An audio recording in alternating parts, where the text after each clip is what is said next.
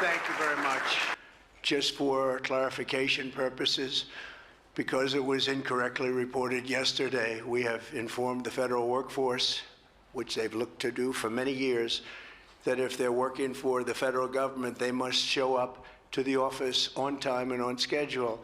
We don't want them.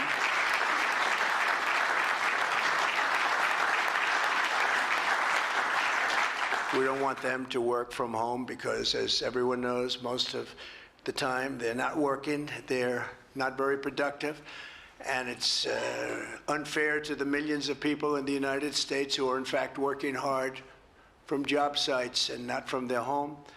As federal employees, they must meet a high standard. They're representing our government, they're representing our country. If they don't agree by February 6th to show up back to work in their office, they will be terminated, and we will therefore be downscaling our government, which is something that the last 10 presidents have tried very hard to do but failed.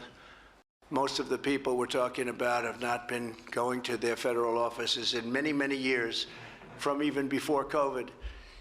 But they have nevertheless been paid. Some have worked, some haven't worked, and most of the studies say that some have just gone through the motions.